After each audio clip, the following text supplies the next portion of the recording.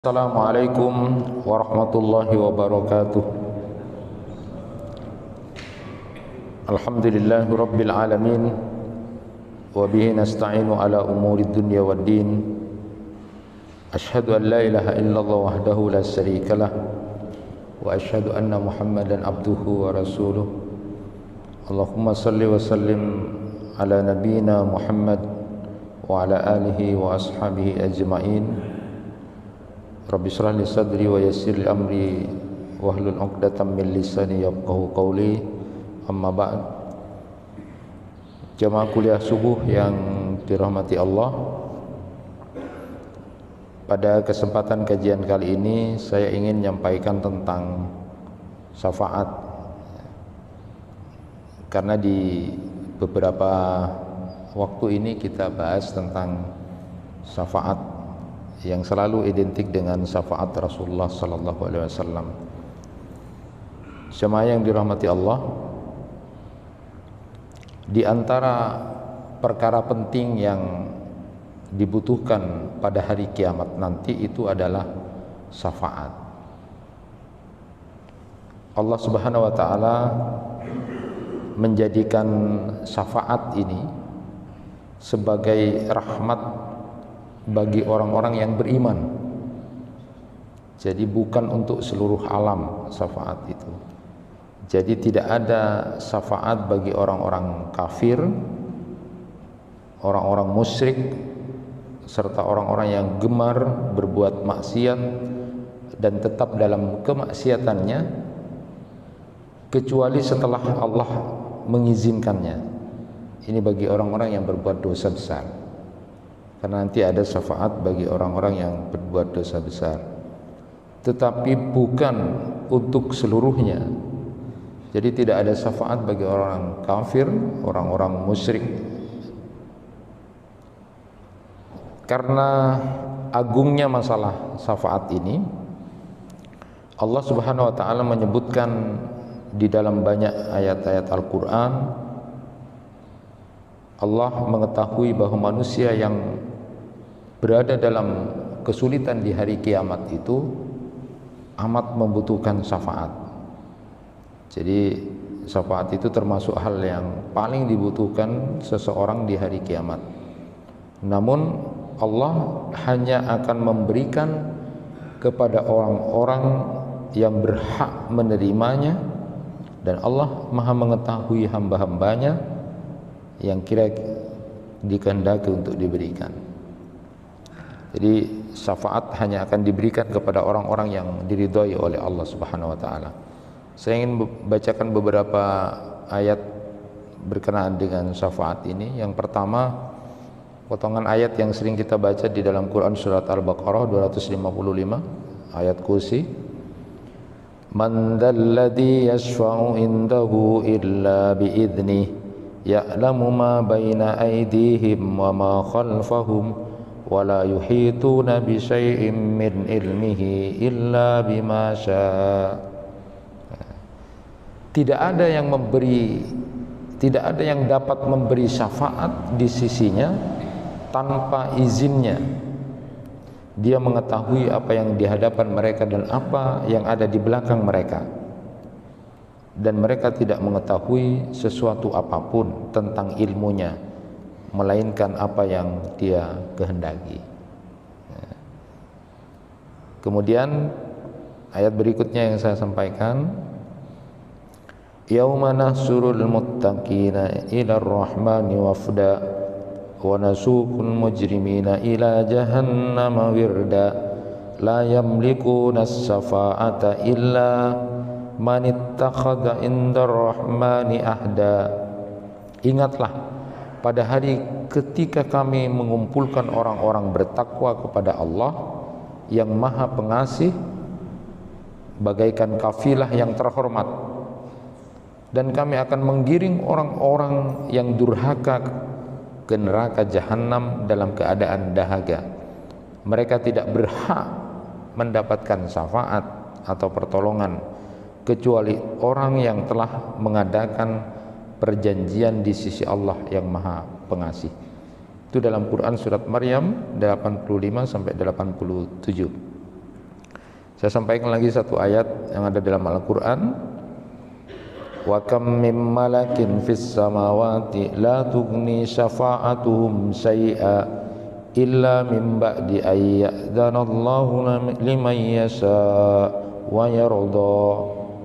Dan betapa banyak malaikat di langit, syafaat pertolongan mereka sedikit pun tidak berguna kecuali apabila Allah telah mengizinkan, dan hanya bagi siapa yang Dia kehendaki dan Dia ridhoi.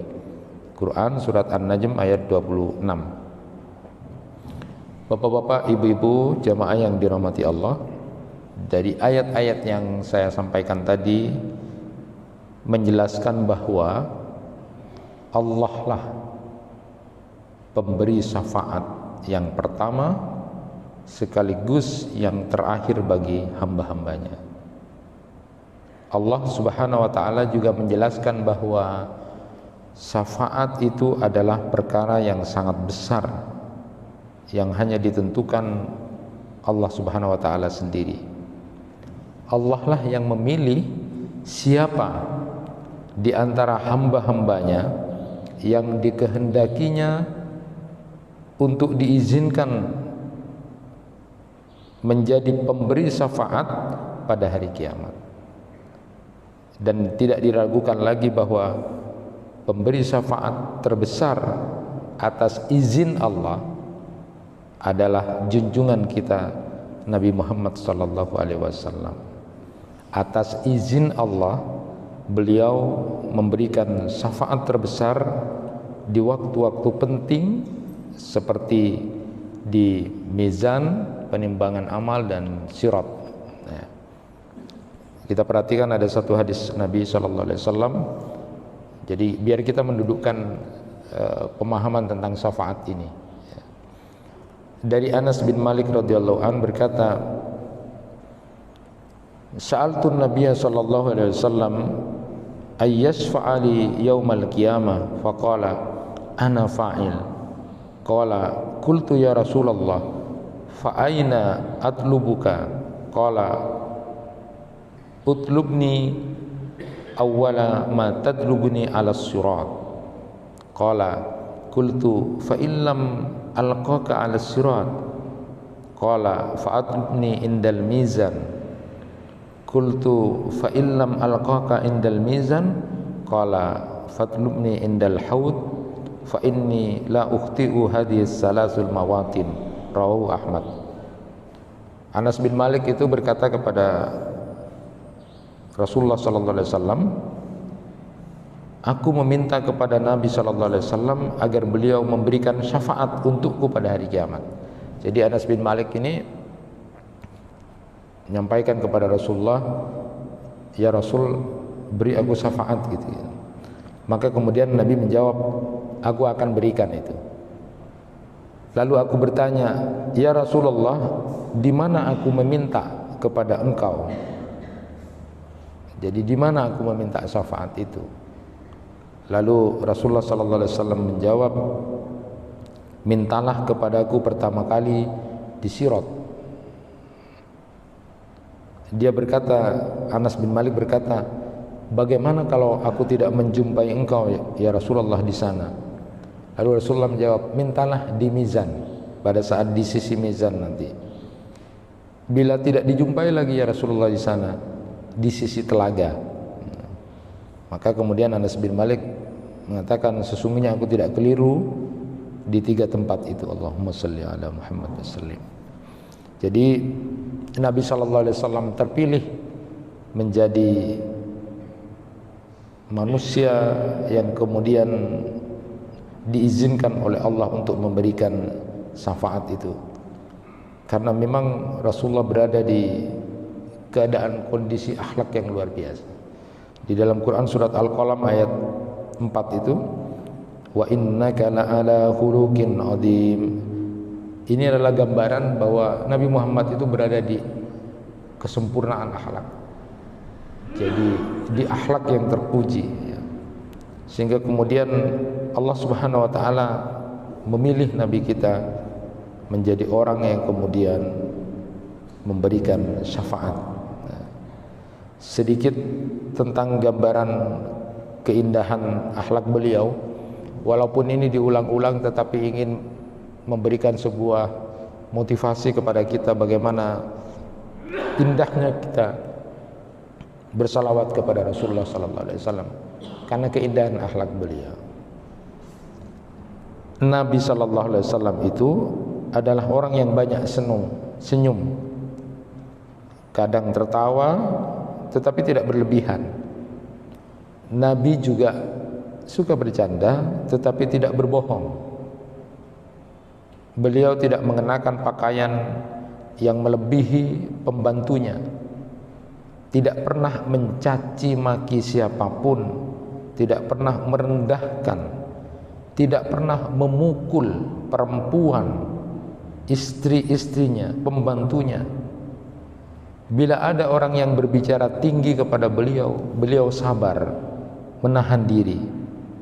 Bila ada orang yang mencaci maki beliau, atau kemudian beliau melihat ada orang yang mencaci maki orang lain, Nabi mengatakan, jangan dengan cara begitu.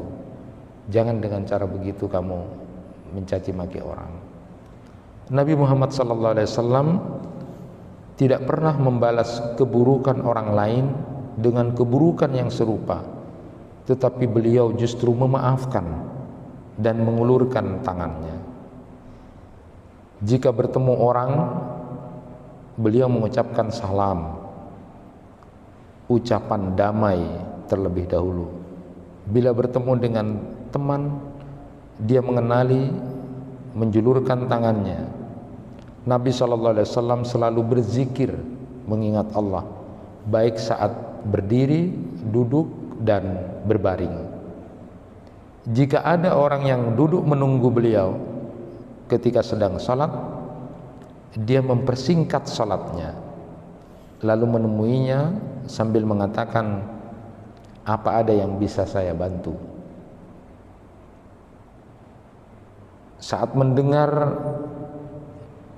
ada yang menangis pada saat salat, beliau menyegerakan salatnya, lalu menemui dan menggendongnya. Saat masuk dalam majlis, beliau duduk di tempat di mana saja yang kosong yang dilihatnya. Bila ada orang yang meninggal dunia, dia ikut mengantar jenazahnya. Jika ada orang yang sakit, beliau menjenguknya meski berada di tempat yang jauh. Beliau sering duduk dalam posisi yang sama dengan orang-orang fakir, orang-orang miskin, dan mengambilkan makanan dengan tangannya sendiri. Beliau suka silaturahim pada sahabat-sahabatnya walaupun sebentar. Senang pada orang-orang yang memiliki akhlak yang baik dan tetap berbuat baik kepada orang yang tidak baik. Tidak pernah beliau bertindak kasar kepada siapapun, suka memaafkan orang yang minta maaf, hatta kepada orang yang mau membunuh beliau. Allahumma salli ala Muhammad wasallim. Nabi SAW mencuci pakaiannya sendiri, menambalnya, memperbaiki alas kakinya, melayani dirinya sendiri, memberi makan untanya, menggiling gandum dengan tangannya sendiri, dan membawa barang-barangnya sendiri ke pasar. Nabi SAW menikmati makanan yang dimasak keluarganya dan tidak sekalipun mengatakan, aku tidak suka makanan masakan ini. Jadi meskipun beliau seorang pemimpin besar, rumahnya tidak dijaga siapapun. Allahumma shalli ala Muhammad. Beliau Nabi SAW juga selalu memperhatikan orang-orang yang membutuhkan, sampai pun seorang tua yang buta yang selalu mencaci dan merendahkan beliau. maka pantaslah Nabi sallallahu alaihi wasallam terpilih untuk memberi syafaat terbesar nanti di akhirat dengan izin Allah. Bapak-bapak, ibu-ibu bisa kemudian cuma 1 menit saja, itu sedikit saja yang dibaca dari gambaran akhlak Rasulullah, dan bapak ibu bisa kemudian bermuhasabah, seberapa saya dengan Rasulullah, berapa akhlak saya dengan Rasulullah yang sudah disampaikan tadi, sedikit saja. Sungguh luar biasa. Mungkin kita suka mukul istri kita, mencaci, merendahkan. Mungkin kita suka marah-marah, jauh-jauh sekali. Jemaah yang dirahmati Allah. Nah, sekarang kita lanjutkan apa yang dimaksud dengan syafaat itu. Apa syafaat itu? Ar-Raghib Al-Asfahani itu dalam Al-Mufradat fi Gharibil Qur'annya menyatakan bahwa syafaat itu adalah bergabungnya dengan lainnya sebagai penolongnya. Jadi bergabungnya sesuatu dengan lainnya sebagai penolong.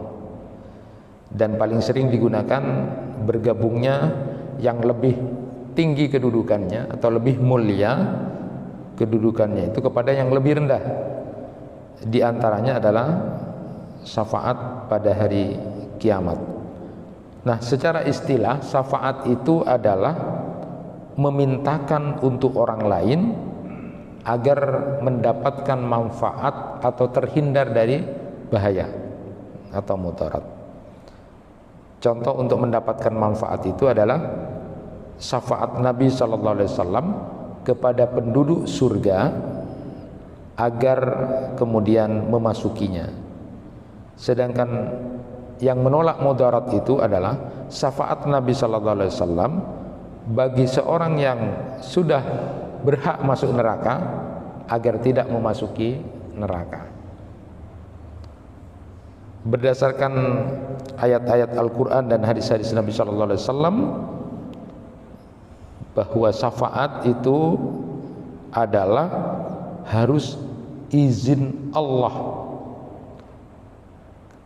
kepada pemberi syafaat dan kemudian ridhonya Allah terhadap yang memberi syafaat dan juga yang diberi syafaat. Ada hadis yang cukup panjang tentang syafaat ini. Rasulullah sallallahu alaihi wasallam bersabda, saya potong, fa astadinu ala rabbi fayudanu li wa yulhimuni mahamid ahmadu biha. Maka aku meminta izin kepada Rabbku. Ini Rasulullah sallallahu alaihi wasallam. Maka aku meminta izin kepada Rabbku, lalu diizinkan bagiku, dan Allah memberikan ilham kepadaku beberapa pujian-pujian kepadanya sehingga aku memuji Allah dengannya. Ini supaya kemudian kita tahu kedudukan syafaat itu, biar kemudian tidak salah memahami tentang syafaat dan kedudukan pemberi syafaat, pengizin syafaat. Jamaah yang dirahmati Allah,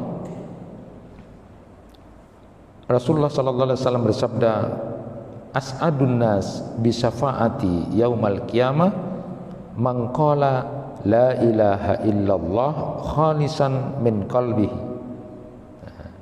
Ini Nabi sallallahu alaihi wasallam sudah bersabda begitu juga. Orang yang paling berbahagia memperoleh syafaatku pada hari kiamat nanti adalah orang yang mengucapkan kalimat la ilaha illallah dengan ikhlas dari lubuk hatinya. Ini bisa dibayangkan sudah posisi dan kedudukannya. Jadi orang yang akan mendapatkan syafaat dari Rasulullah sallallahu alaihi wasallam itu adalah orang yang sudah punya tauhid yang kuat.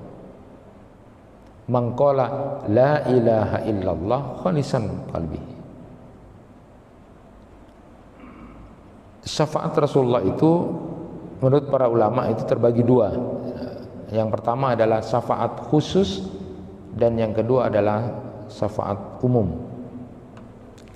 Syafaat khusus Nabi sallallahu alaihi wasallam itu pertama adalah yang dikenal dengan syafaat uzma, syafaat besar, syafaat agung. Jadi syafaat beliau pada manusia dari dahsyatnya hari itu agar disegerakan hisab dan pengadilan Allah. Dalam hadis Bukhari itu disebutkan manusia telah meminta kepada Adam, kepada Nuh, kepada Ibrahim, kepada Musa, kepada Isa, namun semua mereka uzur, lalu baru kemudian meminta kepada Nabi kita Nabi Muhammad sallallahu alaihi wasallam. Lalu Nabi sallallahu alaihi wasallam memohon syafaat kepada Allah azza wa jalla, lalu kemudian dikabulkan. Jadi ini posisinya seperti itu. Jadi ini adalah syafaat yang paling utama dan mencakup umum untuk semua makhluk. Syafaat ini disepakati ulama tentang kebenarannya. Nah, dalilnya diantaranya adalah yang kita kenal di dalam Quran surat Al-Isra ayat 79 yang berkaitan dengan salat malam itu. Wa minal laili fatahajjat bi nafilatan lak asa ayyab'asaka rabbuka maqaman mahmuda.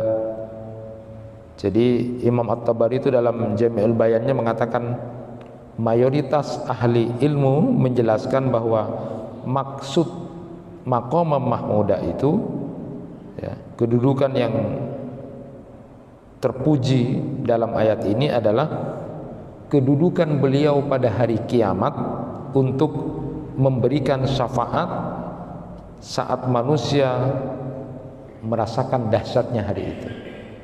Jadi maqam mahmuda itu adalah kedudukan Nabi Muhammad yang paling mulia nanti di akhirat. Rasulullah sallallahu alaihi wasallam bersabda, "Ana sayyidun nas yaumal qiyamah. Wa hal tadruna mimma dzalik? Yajma'ullah an-nas al-awwalin wal akhirin min sa'idin wahid. Yismi'uhum ad-da'i wa yanfuduhum al-basar. Wa tadnu syams fayablugan nas minal fam wal kalb ma la yutiquna wa la yastamilun." Aku adalah pemimpin manusia pada hari kiamat, kata Rasulullah. Tahukah kalian kenapa Allah mengumpulkan manusia dari awal sampai akhir? Jadi zamannya Nabi Adam, manusia dari zamannya Nabi Adam sampai terakhir nanti, mereka dikumpulkan dalam satu tanah lapang. Mereka dilihat oleh orang yang melihat, dan mereka semua mendengar seruan menyeru. Matahari mendekati mereka, duka dan musibah menimpa mereka. Mereka tidak kuat dan tidak mampu menanggungnya. Lalu ada yang kemudian minta perantara kepada Tuhan. Mereka datang kepada Adam, mereka datang kepada nabi-nabi yang ada.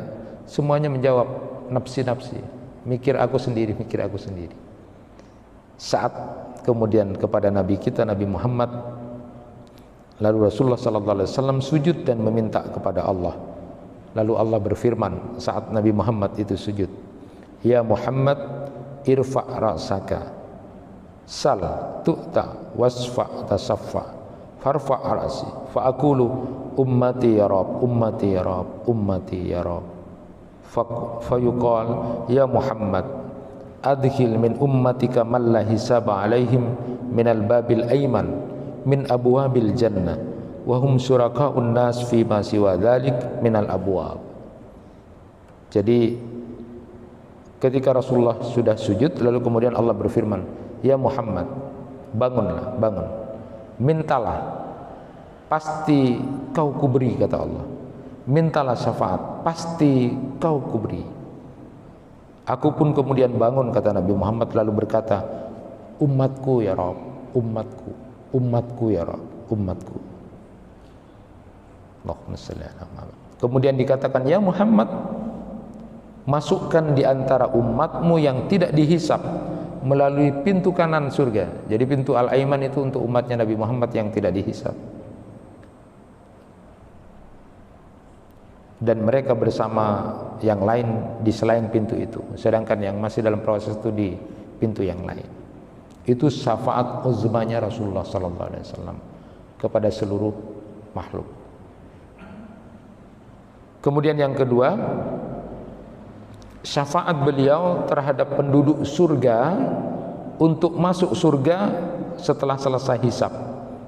Ini didasarkan pada riwayat Anas bin Malik, atibabal jannah yaumal qiyamah fa astaftihu fa yaqulu al khazin man anta fa aqulu Muhammad fa yaqulu bika umirtu la aftah li ahadin qablaka. Saya datangi pintu surga pada hari kiamat, lalu aku minta dibukakan.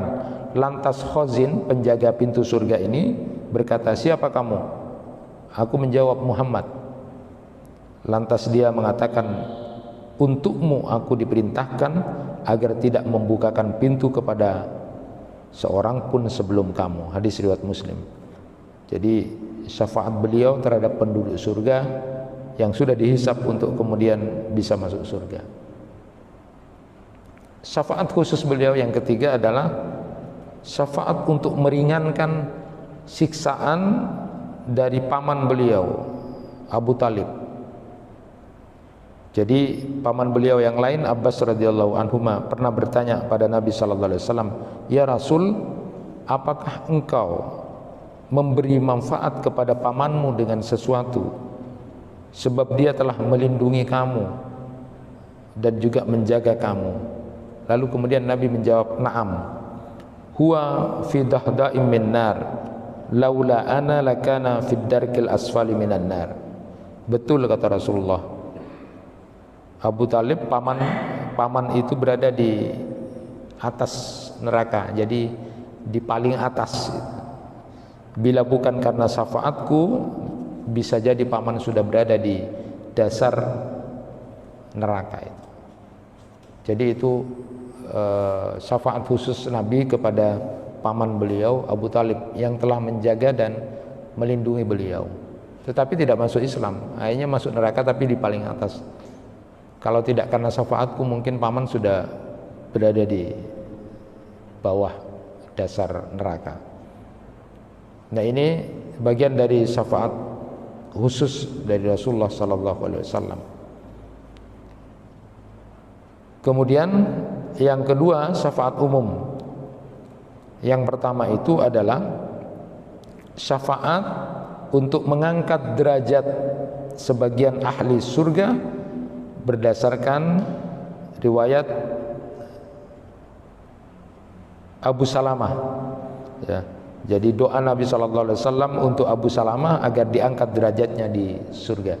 Jadi sama-sama masuk surga, tetapi karena syafaat Rasulullah SAW bisa kemudian terangkat derajatnya. Itu syafaat yang pertama, yang diumum. Jadi kita tahu ada juga riwayat yang menyatakan ada orang tua yang kemudian derajatnya terangkat, masuk surga sudah, tapi di beberapa waktu dia terangkat, terus terangkat, kemudian siangnya terangkat lagi, sampai kok apa ini kok diangkat terus kedudukannya di surga itu. Kenapa? Doa-doa anaknya, doa-doa anaknya, doa-doa anaknya. Berbahagialah orang yang bisa mendidik anak-anaknya sehingga kemudian bisa mendoakan, dikabulkan oleh Allah. Kemudian yang berikutnya, yang kedua adalah syafaat untuk masuknya sebagian kaum mukminin ke surga tanpa hisab. Itu sudah disampaikan tadi. Nabi SAW bersabda, wa adani rabbi ayyudhilal jannah min ummati sab'ina alfan la hisaba alaihim wa la adaba ma'a kulli alfin sab'una alfan wa salasu jazain min hasayatihi. Rabbku menjanjikan kepadaku untuk memasukkan ke surga 70.000 umatku tanpa hisab dan tanpa azab, bersama setiap 1.000 tambahan 70.000 dan 3 campurannya. Betapa luar biasanya. Rasulullah SAW dijanjikan oleh Allah nanti umatnya itu akan ada yang masuk surga tanpa hisab, dan itu banyak sekali jumlahnya. Kemudian yang ketiga, syafaat untuk pelaku dosa besar, dan ini sudah disepakati dari kalangan sahabat, para tabi'in dan imam yang 4. Nabi SAW bersabda, syafaati li ahlil kabairi min ummati. Syafaatku untuk pelaku dosa besar dari umatku. Ini adalah pelaku dosa besar, lalu kemudian dia bertobat, ya. Menyesal atas perbuatannya, dia melakukan dosa-dosa besar, menyesal. Nanti juga akan diberikan syafaat oleh Rasulullah SAW. Kemudian yang keempat, syafaat kepada kaum yang diperintahkan untuk dimasukkan ke neraka agar tidak masuk ke neraka. Jadi ini yang sering orang yang kemudian berharap, ya. Jadi dia sudah hitungannya dia sudah masuk neraka, tapi kemudian tidak jadi masuk neraka. Syafaat Rasulullah SAW. Tetapi tetap menjadi catatan buat kita bahwa izin Allah, ridha Allah kepada orang yang akan diberikan syafaat ini. Kemudian yang terakhir, syafaat kepada kaum yang sama kebaikannya dan keburukannya, yang kita kenal dalam kajian kemarin tentang ahlul arf. Jadi baik dan buruknya sama, tidak jelas, tidak masuk ke neraka, tidak masuk ke surga. Lalu kemudian atas syafaat Rasulullah SAW dimasukkan ke surga. Jadi dua syafaat yang terakhir ini, syafaat kepada kaum yang diperintahkan untuk dimasukkan ke neraka agar tidak masuk neraka, dan kaum yang kemudian sama baik dan buruknya itu disebutkan oleh Imam An-Nawawi dalam Syarah Muslimnya, juga disebutkan di kitab Ibnu Hajar dalam Fathul Barinya. Nah, ada hal yang perlu diketahui bahwa syafaat selain Nabi SAW itu, yang diizinkan untuk memberi syafaat selain Nabi Muhammad SAW yaitu malaikat, rasul yang lain, sahabat, syuhada, dan para kekasih Allah sesuai dengan kedudukannya nanti. Nah, mari kita bacakan beberapa saja. Dan ini adalah hal yang boleh dan bukan mustahil untuk kita imani, ya. Pertama adalah para syuhada. Dalam hadis disebutkan, hadis riwayat Abu Dawud itu, yusaffa'us syahid fi sab'ina min ahli baitihi. Orang yang mati syahid itu bisa memberikan syafaat kepada 70 anggota keluarganya. Hadis riwayat Abu Dawud. Nanti ada hadis sahih yang kemudian orang yang berdoa mau mati syahid itu bisa dikabulkan. Bisa dikabulkan. Jadi orang yang mati syahid itu bisa memberikan syafaat kepada 70 anggota keluarganya. Kemudian yang kedua, para penghafal Al-Quran. Yang penghafal Al-Quran ini betul-betul menerapkan apa yang dia pahami dengan bacaan-bacaan Qurannya. Dia mengamalkan, dia penghafal Quran juga mengamalkan dalam kesehariannya tentang apa yang dia pahami dari Al-Quran itu. Jadi berdasarkan riwayat Ali bin Abi Thalib itu, kepada orang penghafal Quran dan dia lalu kemudian melakukan apa yang dia pahami dari Al-Quran itu sesuai dengan apa yang dia pahami dengan Al-Quran itu, maka dia diberi kesempatan untuk memberi syafaat kepada 10 anggota keluarganya. Kemudian juga ada tambahan itu di kitabnya Aryadun Nadirah fi Sahih Darul Akhirah, Syekh Ahmad Mustafa Mutawalli itu berdasarkan hadis Ibnu Abbas, orang yang kemudian jenazah yang disolati, kalau riwayatnya Aisyah itu 100 kaum muslimin. Jadi kalau disolati banyak orang itu, maka dia diberi kesempatan untuk memberi syafaat kepada satu keluarganya, dengan catatan dia tidak menyekutukan Allah. Kemudian yang terakhir adalah anak-anak kaum mukminin untuk orang tua mereka. Hadis riwayat Abu Hurairah, orang tua yang sabar ditinggal mati anaknya yang masih kecil, maka kemudian dia bisa menjadi penghalang untuk tidak masuk neraka, ya. Jadi orang tua yang sabar ditinggal mati anak-anaknya yang masih belum balik, mereka tidak mau masuk surga kecuali dengan orang tuanya.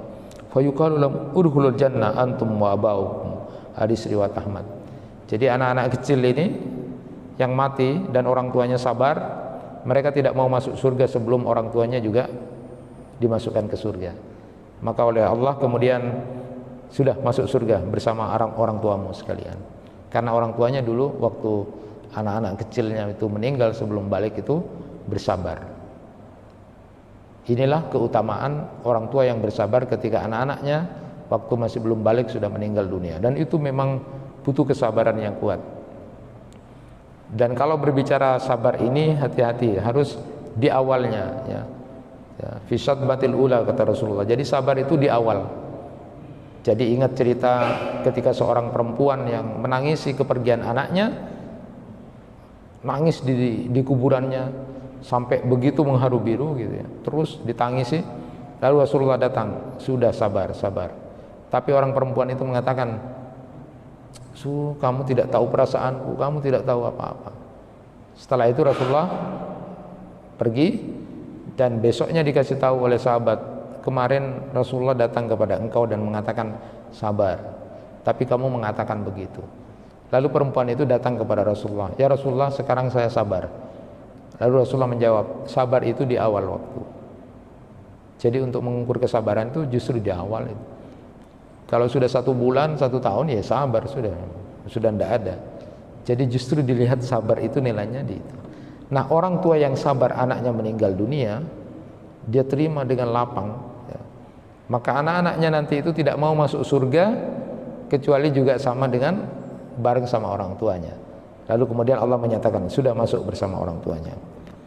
Terakhir, Bapak dan Ibu yang dirahmati Allah, bahwa amalan-amalan pemberi syafaat untuk menguatkan syafaat itu atau pertolongan Allah itu nanti adalah, pertama adalah membaca Al-Quran dan puasa. As-siyam wal Quran yasfa'ani lil abdi yaumal qiyamah. Jadi 2 amalan ini yang kuat. Jadi membaca Al-Quran itu bisa menjadi syafaat yang luar biasa. Lalu kemudian berpuasa.